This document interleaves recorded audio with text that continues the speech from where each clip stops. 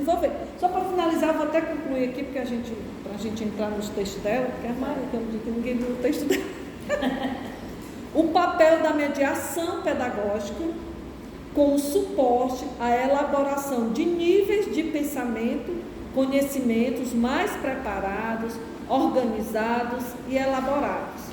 Além disso, conferimos à escola como lugar essencial e promotora das situações de aprendizagens, das trocas e das interações, que promovem e subsidiam o processo de ensino e aprendizagem.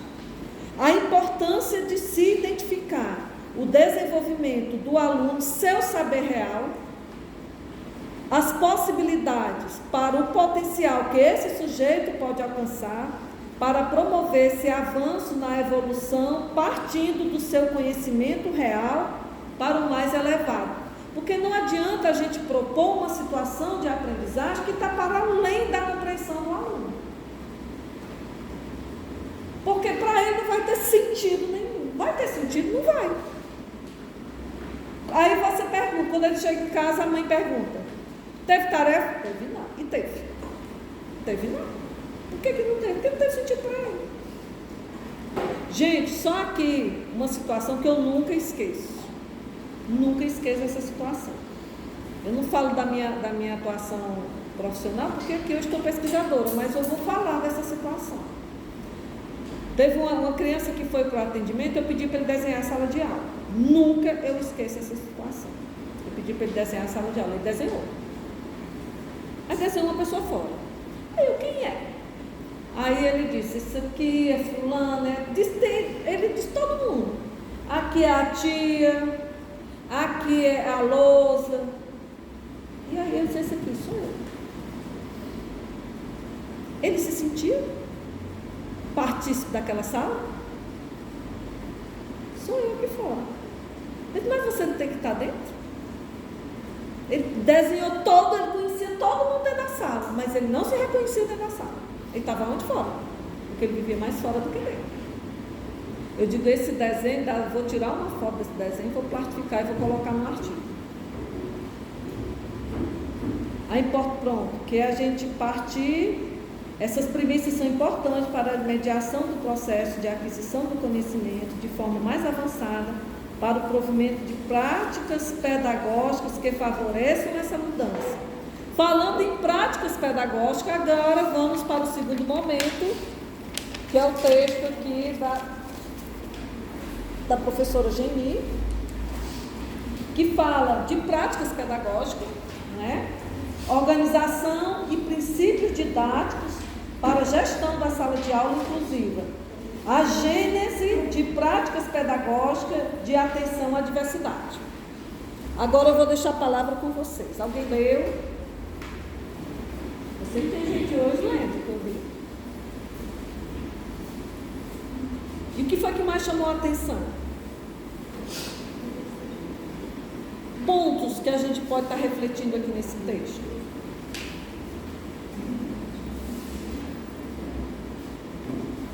Não vou passar aqui porque eu tenho aí, mas é porque tem. Ele é muito longo. Você botou para a gente ler? Foi o último, foi? Foram os dois últimos.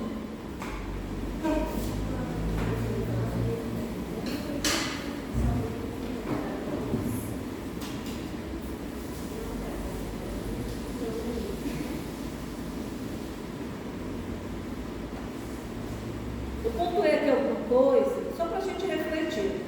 Vou ler e a gente pode fazer essa reflexão coletiva, tá? Mas deixa eu dizer aqui uma coisa para vocês. Não deixe de ler esse texto. Esse texto é tão bacana, ele traz ao final algumas estratégias, algumas sugestões, né, de como a gente trabalhar. Gente, não existe um livro ou uma formação que chegue para você e vai dizer, você faça isso, isso e isso. Não existe. Por quê? Porque não existe receita. Cada realidade é uma realidade. É uma sala específica com as suas demandas, com as suas diferenças, porque todas ali são diferentes. Aí você vai ver uma estratégia, você vai chegar na sua realidade de sala de aula e vai avaliar se aquela estratégia vai ser bacana, se aquele recurso vai ser bacana, se aquela atividade é possível trabalhar com a turma, trabalhar um texto coletivamente. Olha, sempre quando eu estou conversando com as meninas, eu digo uma coisa. Quando você está trabalhando o texto, você tem prioritariamente de fazer alguma pergunta, algum questionamento, mesmo que ele não se pronuncie, mas tem que botar fulano no meio. Ao fulano. Você entendeu? Quem é o personagem? O que foi que esse personagem fez? Porque ele é uma criança que já se dispersa, ele é uma criança que tem um prejuízo cognitivo, que tem dificuldade na memória, que tem dificuldade de associar, de guardar as informações, e você ainda deixa?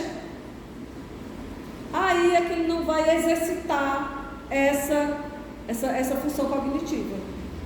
Mas o que o texto traz? O que foi que você entendeu? Nem que ele diga coisa descontextual. Mas depois, aos poucos, ele vai interagindo com o texto, porque ele já vai saber que ela vai perguntar. Ela vai pedir para eu responder o que foi que eu entendi. Nas outras crianças, se você trabalha um texto todo e quando você vai fazer a interpretação do texto, as atividades daquele texto, você usa o texto todo, para ele você vai identificar se é possível usar o texto todo, se é possível usar só o nome dos personagens, se é possível usar um parágrafo. Mas aquele texto, ele é um texto coletivo.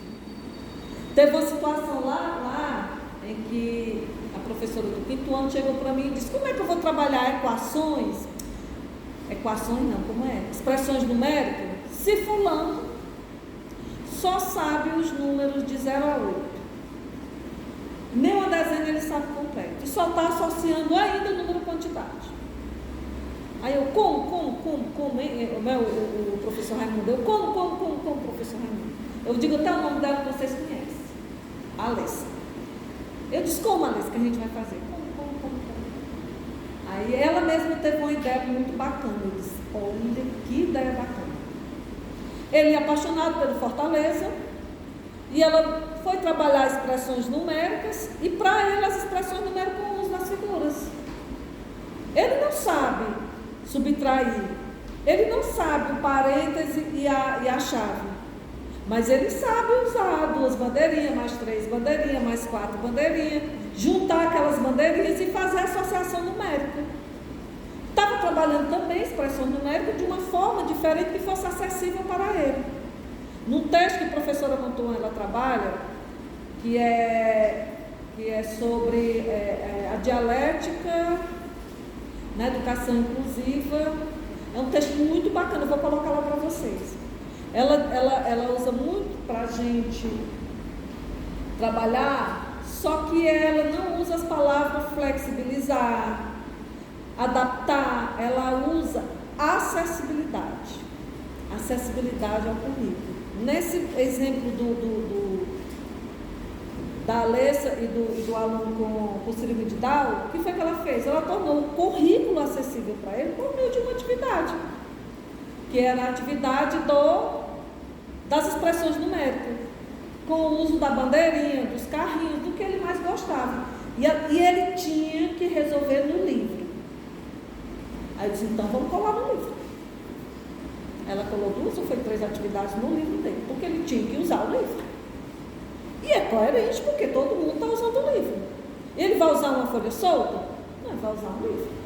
Num outro momento, que as meninas, pronto, vocês estão doidas pela Libras, vocês vão lá na sala, que nós já tivemos várias experiências na escola com alunos com surdez, que tiveram um bom desenvolvimento. E o livro do 5º ano, gente, aquele livro de atividades é triste, não tem um recurso visual. Aí o livro, a professora passava qual era o texto que ia trabalhar com ele, e a gente fazia a acessibilidade para a língua de sinais para ele poder responder. Depois eu mostro para vocês. Então vamos lá. Aqui no texto dela eu trouxe assim alguns pontos que a gente pode estar considerando, pode estar discutindo, e depois vocês leiam. porque esse texto é um texto pequeno e é muito bacana, e um texto que nos interessa mesmo, porque é um texto que traz uma reflexão, uma discussão reflexiva sobre práticas pedagógicas inclusivas, sobre estratégias de como tornar uma aula inclusiva. Ela fala aqui de muitas estratégias colaborativas e cooperativas, de agrupamentos, de como você trabalhar o texto, traz muitas sugestões aqui. Mas a gente vai trazer alguns pontos em que ela trouxe para a discussão como uma gestão da sala de aula inclusiva. Quando a gente entende uma gestão da sala de aula inclusiva, o que é que a gente entende? É só para o aluno com deficiência intelectual? É só para o aluno com baixa visão? Porque tem um aluno com baixa visão, tem um aluno com... Só que o nosso ponto aqui de discussão é a deficiência intelectual, né? Por isso que eu não me reporto muito às outras deficiências, porque aqui é a deficiência intelectual. Mas pensando no aluno com deficiência intelectual, o que é que a gente pode refletir sobre gestão de uma sala de aula inclusiva? Gestão somos nós somos gestora da sala de aula, nós não somos gestora da escola. Gestora da escola, Deus é mais, né? Já foi falado várias vezes, a inclusão, o Estado pensando em uma atividade única exclusiva para aquela criança. A inclusão é o adaptar a atividade, adaptar o conteúdo e a atividade que todos possam fazer e possam contemplar a todos. Porque a partir do momento que eu coloco aquela criança ali, sempre com uma atividade diferente, só para ele, eu acho que não está sendo incluído. E está ali, mas ele está tratado com diferencial. Tem uma criança na escola que eu trabalho, eu estou usando muitos exemplos da escola, né? A gente está só conversando, dialogando aqui. A Amanda, cadeirinha de roda, ela tem deficiência intelectual, paralisia cerebral, ela tem motricidade, a motricidade dela tem prejuízo na motricidade porque ela tem paralisia cerebral.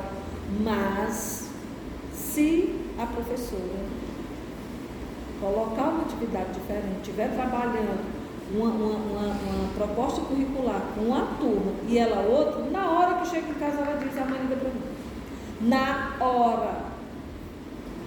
Se ela não brincar no recreio, porque é profissional de apoio que a acompanha, não pode empurrá-la na cadeira de roda porque ela tem hernia de disco.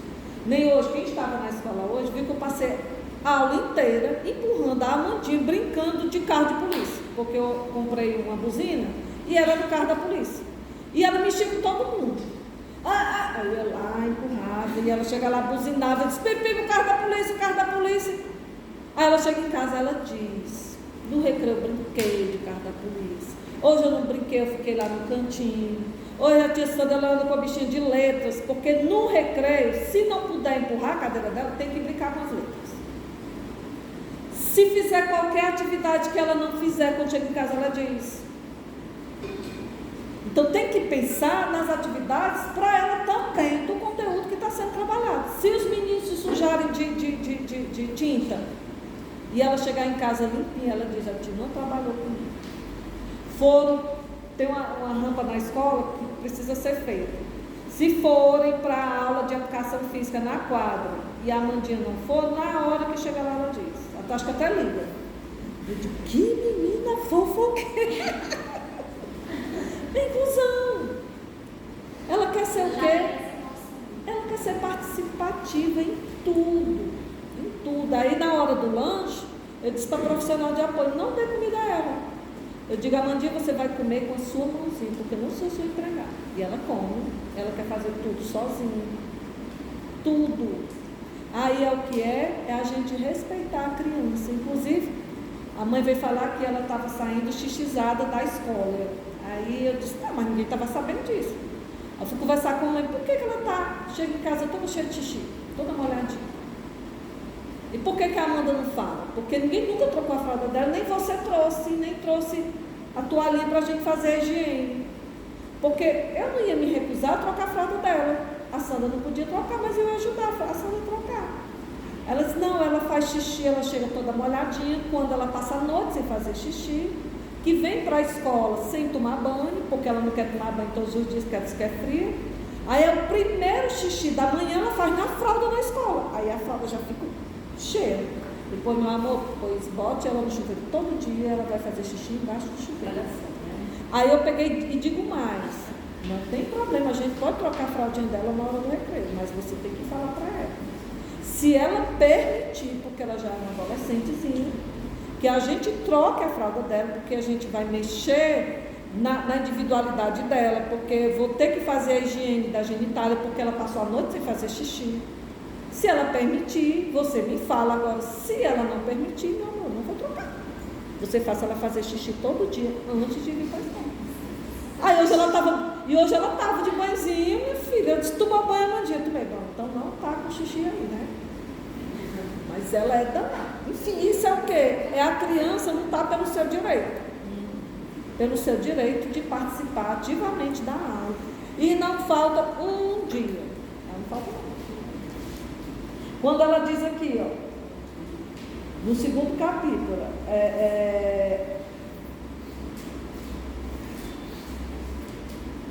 as práticas pedagógicas empreendidas no cenário de sala de aula inclusiva, quando na proposta educar e promover a aprendizagem relativa aos conteúdos curriculares sobre a égide da diversidade, só que essa diversidade são sobre a égide das diferenças, né? Diferenças de como cada um aprende, das necessidades específicas de cada um, como a escola e seus professores e professoras procedem na gestão da sala de aula, na organização do tempo, no espaço de interações, para contemplar maiores possibilidades de aprendizagem para todos.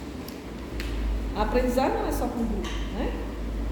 Eu li vários textos da professora Rita, quando tem lá no livro dela, que é Aprendizagem da Criança com Deficiência Intelectual, e quando você vai avaliar uma criança com ou sem deficiência, você não usa um parâmetro geral, não. Você usa como parâmetro a própria criança. A fulana se desenvolveu, ele chegou assim, ele está assim. A criança não bate mais. O Enzo, primeiro dia o Enzo queria pular da escola. Aí foi aquele rebuliço. Ele batia na cara de todo mundo. Aí não, a solução é tirar a criança da escola. Não é. A solução é ele estar naquele contexto, a solução é ele entender que não pode bater no outro terceiro ano da Andressa. A solução é ele entender que não pode bater no coleguinha, e ele agora participa de todos os recreios. E não bate em ninguém. Ortográfico. Ele se desorganizou essa semana, porque ele é uma criança autista e ele não entende algumas coisas, né? Mudou a brincadeira, ele perdeu e se desorganizou, deitou no chão e foi lá para a minha sala. Ai, não sei o que, queria bater no coleguinha que é o melhor amigo dele. Eu disse, vamos fazer uma cartinha para ele. Você pedindo para brincar, que você agora não vai mais se zangar, ele fez. Eu fiquei impressionada com a carta. O nome do menino é Victor Lohan. Aí eu disse, Enzo, eu vou colocar aqui o nome do teu amiguinho para tu colocar na cartinha. Eu sei. Escreveu Victor Lohan. E tem mais, ortográfica. Ele escreveu 2 frases numa escrita ortográfica. Victor Lohan. Outra coisa que ele botou, desculpas. O E e o S, e o S no final, desculpas por ter batido nele.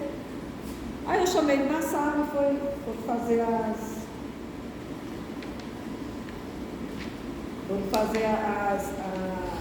as amizades, né? As desculpas. Aí quando ela diz aqui, ó, que questionar práticas pedagógicas inclusivas quando ela diz práticas pedagógicas inclusivas, para a sala, não é só para a criança com deficiência. São reflexões que a gente tem que pensar na criança, no contexto, no currículo, no tempo, no seu nível de conhecimento. Né? Aqui emergem tantas estratégias bacanas, tantas ideias bacanas, né? Tem coisas que eu vou levar para sempre, algumas falas, baú do desocupado, É uma ideia bacana, né? De preencher. Tem um menino lá na escola que ele é teu. Que agora é o Bob Esponja, que é o hiperfoco dele. O Leandro. O Leandro mudou, não foi 100%, não, foi 1000%. Ele se desorganizava, ele batia carteira, ele rolava no chão, ele gritava, e chorava. E agora, como é que ele se regula, que ele se organiza? Saindo da sala e pedindo para eu desenhar o Bob Esponja dele, que ele está mudando de hiperfoco diretamente. E ele vai e volta. E tem mais, vai e volta. E quando eu digo, Leandro, a tia está com outra criança, ou a tia está com uma mãezinha, ou eu não posso atender agora, vendo aqui um pedacinho, ele vai e ele volta. Eu acho que o pedacinho na cabeça dele é uns 5 minutos. Aí ele vai na sala, bate e se esconde na coluna. Eu sei que é ele. Bate e se esconde na coluna. Eu falo, meu Deus, é um fantasma. Aí é tu, Bob Esponja, que agora é o Bob Esponja. Aí às vezes ele vai e volta bem rápido, porque quando você está atendendo, aí ele diz assim, já? Aí ele diz assim, ela não pode agora. É incrível. Ele é lindo, tão cheiroso, tão maravilhoso. Incrível. E ele volta para a sala mesmo. Ele vai ao momento dele. Não, eu estou sentindo falta. Eu tenho que ter o Bob Esponja para eu poder me regular, para eu poder estar aqui nessa sala.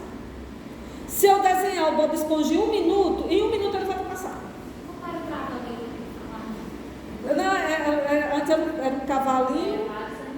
Era o cavalinho, não, era o rato, o cachorro e o gato.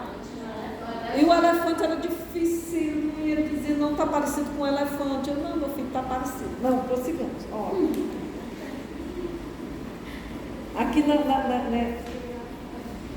ela diz que o objetivo desse texto não é prescrever práticas pedagógicas, porque práticas pedagógicas não é receita. Ninguém diz, olha, Rayane, você tem que trabalhar assim, assim com a tua turma. Eu conheço a tua turma? Eu não posso dizer. Você tem que trabalhar assim, assado. Eu conheço a sua turma? Então, não posso dizer. Então, eu digo sempre, o termômetro de nossa turma não é quem está de fora que diz. São as especialistas que estão lá dentro. Especialista na turma. Especialista. No dia que uma criança resolve uma atividade, que ele está com um comportamento diferente, a gente sabe ou não sabe? Então, quem é o especialista da nossa turma? Somos nós.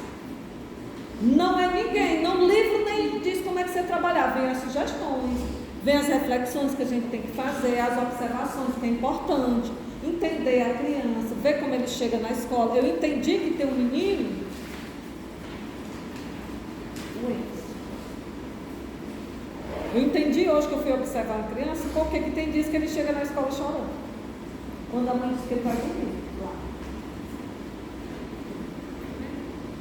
Ele não consegue dormir na creche, porque ele dorme deitado em cima da avó todo dia. E na creche ele dorme em cima de um colchonete, porque todas as crianças dormem num colchonete e não tem ninguém lá para botar ele no colo. Não tem. E nem que tivesse, não tem o celular e nem a música que a avó bota.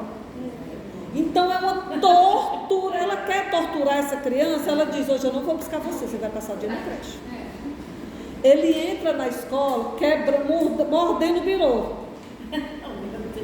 Ele come o birô, que nem se come um pedaço de pão. Lá não sei.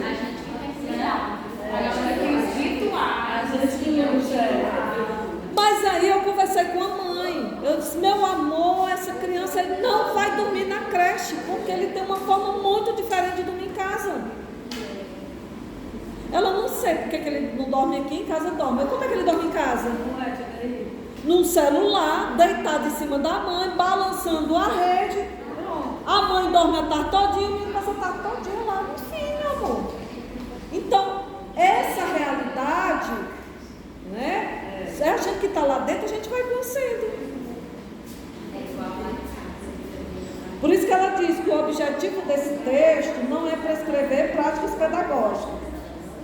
É refletir acerca da necessidade de reorganização do tempo, dos espaços, do ambiente de aprendizagem, do contexto de sala de aula, das práticas pedagógicas que a gente pode estar oportunizando naquele contexto. E ao final ela traz umas ideias bacanas, né, que ela diz, não é receita, são as ideias que pode, por exemplo, a aprendizagem cooperativa eu acho fantástico.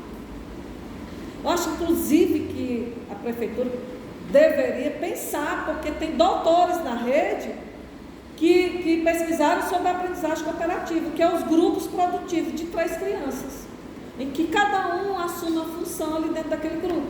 Eu acho fantástico a aprendizagem cooperativa, né? E ela traz aqui no texto sugestão de trabalhar a aprendizagem cooperativa. Aqui, o paradigma inclusivo, quer de nós, educadores e educadoras, uma análise e reflexão mais crítica sobre o que fazemos, sobre o que defendemos e acreditamos na educação. Uma coisa que eu acho importante aqui, conceito de prática pedagógica, né? Que tem uma diferença, eu vou falar só de prática pedagógica, que traz até o conceito de Zabala, em que ele diz que o conceito de práticas pedagógicas é compreendido como um conjunto, é tudo que você faz, ali no seu contexto de atuação profissional, de gestão de sala de aula, que é o tipo de atividade, é a metodologia que você usa, são os materiais, é o estilo do professor, são as relações sociais que você estabelece naquele contexto de sala de aula, são os conteúdos que você trabalha, a forma que você trabalha, todo esse conjunto de ação é o quê? São as práticas pedagógicas. E o texto ele aborda essas práticas pedagógicas numa perspectiva de inclusão, de que todos façam parte das mesmas atividades, da mesma proposta curricular.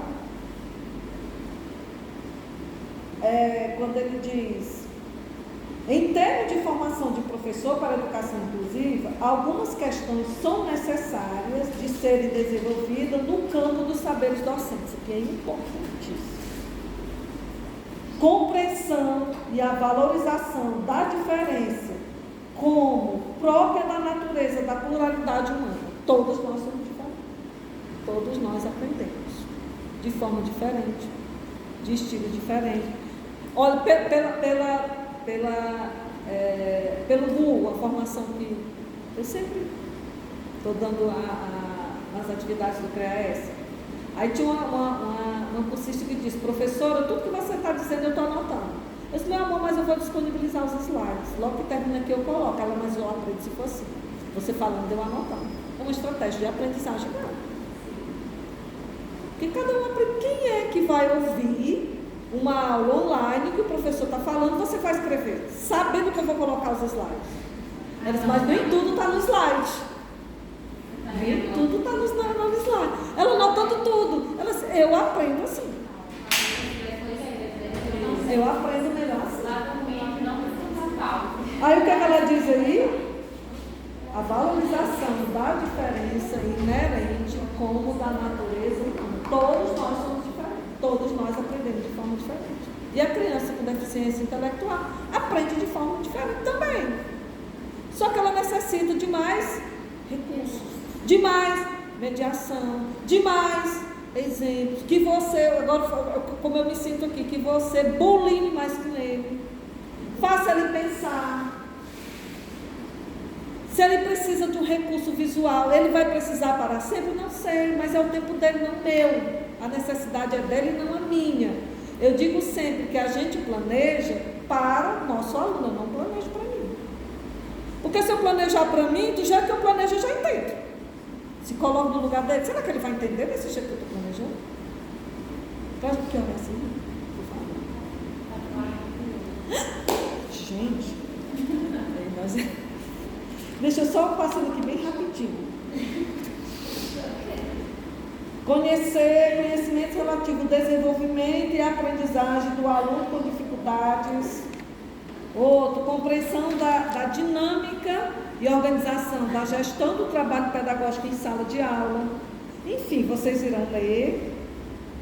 Aí no final, olha, eu anotei muita coisa aqui para a gente passar. No final, ponto 2, práticas pedagógicas de atenção à diversidade. alguns apontamentos. Aí vem trazer a reflexão, né, de como a gente ter essa perspectiva da inclusão, de que a inclusão é para todos os alunos. Um texto ele tem que ser o mais acessível possível. Aí você vai ver se você usa o recurso visual, se você usa até uma estratégia de uma colega, que quando ela ia fazer a contação de história, que eu não vi mais, mas no ano passado eu vi dessa coleguinha aí, era um acontecimento na sala dela. Todo dia tinha um dia do acontecimento. Todas as crianças se recolhiam para o canto, tinha rodinha e lá era a contação de história. Então, para eles, é uma dinâmica diferente. Eles já se preparavam para quê? Para a história. Aí perguntava um, perguntava outro. Fazia. Tinha uma criança lá na escola que ela é tetraplégica, paralisia cerebral, e ela só respondia com o olhar, com a expressão facial. Se ela estava gostando, ela fazia assim. Se ela não gostava, ela chorava. E ela ficou na escola até o 5º ano. E eu dizia sempre para as meninas, tudo se reporte a Camila, que era o nome dela. Pergunte se ela entendeu, mostre o personagem para ela. A mãe dela foi alfabetizada no 2º ano, porque ela ficava com ela lá, porque não tinha profissional de apoio, na época não tinha. E a mãe dela um dia chegou para mim e disse, eu estou aprendendo a ler aqui, porque eu boto o livro para a Camila olhar. E eu achei assim, um depoimento que mexeu muito comigo. Né? O quão significativo foi aquela criança ler. E a gente perguntava, você está gostando da sala? Você gosta da professora? Só isso, ela é tetraplégica, bichinho. Dificilmente ela faltava aula, porque a mãe também queria aprender, e aprendeu junto com ela. Aí aqui, gente, no final, que eu quero que vocês, esses pontos, olha, nas últimas páginas, ela traz planejamento das atividades, como você, no seu planejamento, você vai pensar as atividades na perspectiva inclusiva. Investimento na diversificação das estratégias, metodologias de ensino, explorar a criatividade, o potencial criador para a organização e estimulação da inteligência, da cognição e da possibilidade de generalizações. Mais aqui, atenção aos estilos e ritmos dos alunos, valorização e mobilização dos centros de interesse da sua sala. O que é que eles gostam mais de fazer? Eu sempre fazia o jornal da manhã. Toda segunda-feira era o horário da fofoca. Eu dizia, aí tinha lá, cantinho da notícia, mas era o horário da... Gente, só faltava sair sangue da notícia. Mas ele tinha interesse em trazer a notícia, em narrar aquele acontecimento. Só que era uma violência tremenda, né? Porque menino de periferia era um sangue puro. É 190, barra pesada. 190, mas era a notícia que ele pensava. É a notícia deles, né? Tudo que acontecia na televisão, eu pedia, traga a notícia do jornal e trazia do 90. Tinha uma vontade de mal-estar, mas era a notícia dele. Eu podia negar essa realidade dele?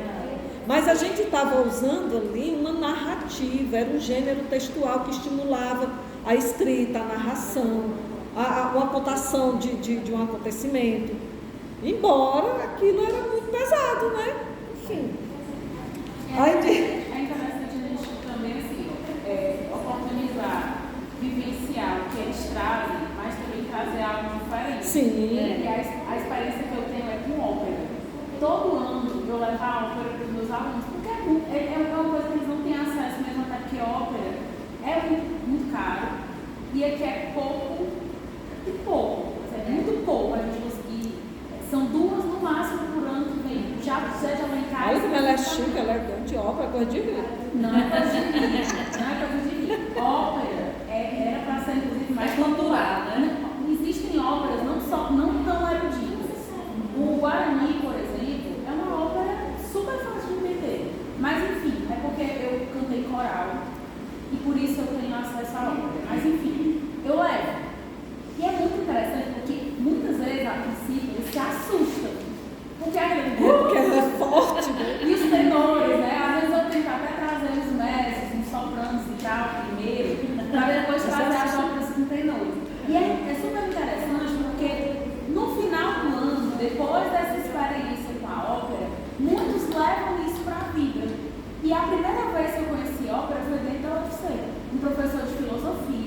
chegou na sala, e a gente chegou, estava meio que penumbra, ele só ligou um feixe de luz, e ele colocou isso pra gente. Aí, assim, isso foi uma coisa na minha vida que apareceu aos meus 18 anos. E foi algo que essa experiência me trouxe, eu me despertei, fui buscar esse conteúdo no coral, a minha maestra, ela trouxe um repertório legal de ópera para mim, óperas inclusive brasileiras e portuguesas, que eu nem imaginava que existia, e isso me trouxe uma coisa interessante, assim, me trouxe uma arte que não é de acesso popular. E aí, assim, eu acho legal levar isso, aí você imagina, um de periferia, tipo Caleb escutando ópera. Cara, é surreal como ele fica atento, ele prepara o corpo dele. E isso é interessante, porque assim, com certeza, se eu tacar um funk lá, a gente vai trazer muita coisa. Com certeza. A gente vai trazer muita coisa, vai ser massa. Como eu boto o Lucas Neto, né? Muita gente critica, mas eu uso o Lucas Neto porque, cara, tem muito conteúdo aproveitado ali. Você tem que selecionar aquilo que é proveitoso e pode ser uma aula bacana, sabe? Deixa eu só para fechar aqui, gente.